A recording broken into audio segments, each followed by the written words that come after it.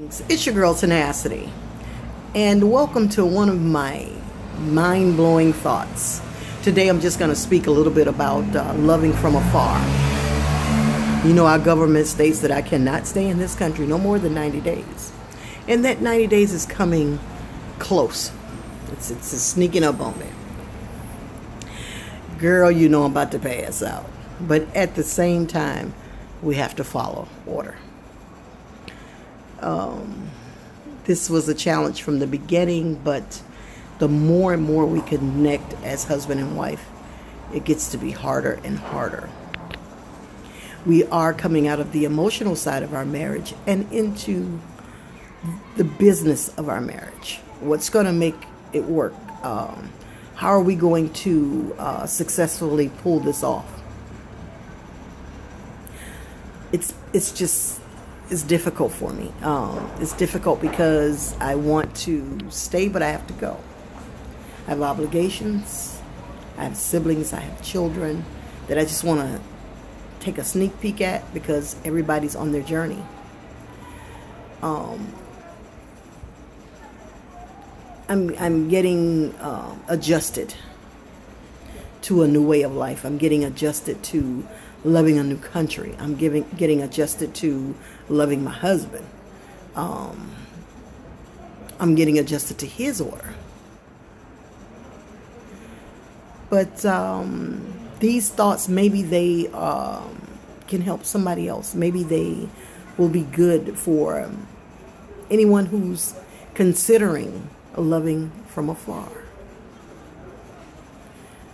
Me being in Atlanta, him being in Dakar, Senegal, in Africa, it was a challenge from the beginning, but we felt like we were aligned through our spirits because when we talk, we always say we cried to God at the same time, and He heard our prayer.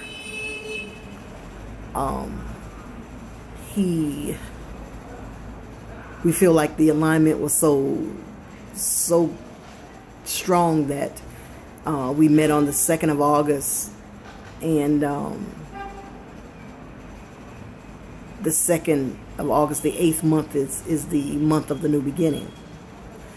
So when we look at certain things, because, you know, people feel that when God speaks to you, He speaks to you and you should know what He's saying. Most of us miss it because we're not looking at the small things. We're looking at all the big things. If He's not blessing us with showers of this or showers of that, or rainfalls or extreme blessings or this or that, then we're not being blessed. But sometimes He hides them in the strangest places. You always hear me, quote unquote, talk about Bishop Jakes because I went through a long period of sitting, and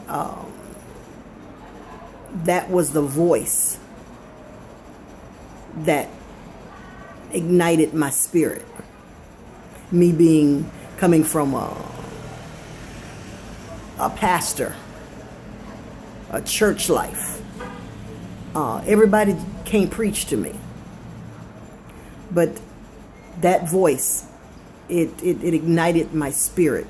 It made me think. It made me come into the mind changing. He speaks about can God trust you in trouble? And that story centers around Mary and Joseph, because her blessing didn't seem like a blessing.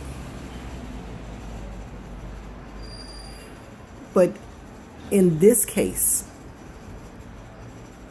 all of the traveling and stopping and starting and I gotta go now, I gotta stay here now, it doesn't quite seem like a blessing. But when I get here to Dakar and I'm able to rest, I'm able to be catered to, I'm able to be taken care of, I'm able to do the things that I normally would have done if I was caring for myself, but on a whole nother level, because you have the nurturing of someone in your life. Most of us, we're missing that because we won't give love a try, or we have to have it in such in order that it only makes sense to us. When we come outside of our way, then love will appear. It'll just poof, appear. Now, when it appears, will you recognize it? That's the question. Will you recognize love when it appears? Is it dressed up enough for you? Is it got enough money in its pocket for you? Is it driving the right thing for you? Does the keys fit something that it just only lights your eyes up? But you got to ask yourself when you go inside the house, what's in there? The point I'm making is I'm loving somebody and I'm in one place and he's in another, but the love is so strong that when I arrive, I can feel it. I can see it.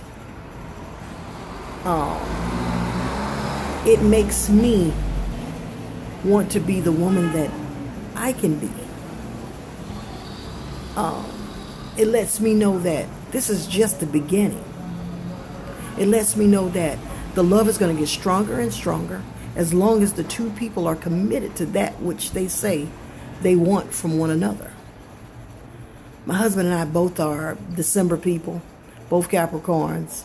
If anybody's dealt with a Capricorn, y'all know we are just like Capricorn crazy. But at the same time, there's some traits that I always look at in a person, whether he be Capricorn, Gemini, whatever he is. The trait of loyalty, the trait of commitment. You know, my list is small. If I can get those things, then everything else will follow. And that's what I got. I got somebody who understands commitment. I got somebody who understands loyalty. Now, I ain't say he was perfect now. Not by no stretch of the imagination. But loving me, and it's not easy, that's what I got. So it makes it harder and harder every time. I have to say, okay, baby, I'll see you in 6. And go do what I have to do and then come back. And I have to turn it to this person. And then I have to go back and turn it to another person. It's not easy. It's not easy loving him. It's not easy yearning for him when I'm afar. We got Skype. Thank God. But at the same time, there's nothing like the connection. Not sexual. Because that happens long before you connect. And people don't realize that. Or if you're of age or if you are conscious, you realize that. But it's the idea that I have to love him. And then I have to let go. Then I have to come back. And then I have to love him again. Then I have to let go. For now. I'm getting accustomed to a new way of life. I'm getting accustomed to a new country. I'm getting comfortable in those things. And so I don't know when that time will be that I say, okay, baby, I'm not going back on the plane. I don't know when that time will be. Only God knows. But for right now, I have to love him from afar. I have to make the best of my time when I come. And I have to make the best of my time when I'm gone. And it seems to work. It's working right now. But I just wanted to give you those thoughts. If you're thinking about loving somebody or loving and it's different. Or loving and he may be in the Everglades. He may, I don't know. I don't know how strong your love is. But mine was strong enough to bring me to Dakar. And his was strong enough to catch my interest, to remain coming back to Dakar. So all I can say, if you want to try something new, try it. I mean, work it to where it works for you. Cut out all of the the voices and naysayers and the carnal minds who might think oh, you're crazy. Oh, you're thirsty. Oh, you're desperate. And then, you know, what you have to do when you deal with people and they have comments, when it comes to the matter of your heart, look at their situation. Pay attention to what they do. And it should tell you who you're getting your opinions from. Easy. So what I'm doing now is I'm doing me. I'm loving me. I'm loving my husband. I'm loving my new way of life. And it's getting harder loving from afar. But these thoughts are just simply organic. They are simply telling anybody, if you want to love somebody, don't let nothing stop you. Don't let nothing stop you. It's never going to be like you think it's going to be. It's never going to be easy. It's not going to be simple. If it's too easy, run. You see?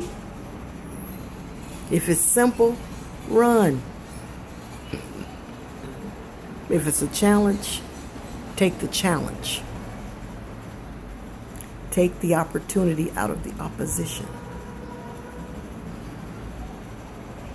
Love no matter where it takes you. Because it's the greatest gift of God. This is your girl Tenacity. Simply understanding how to love from afar.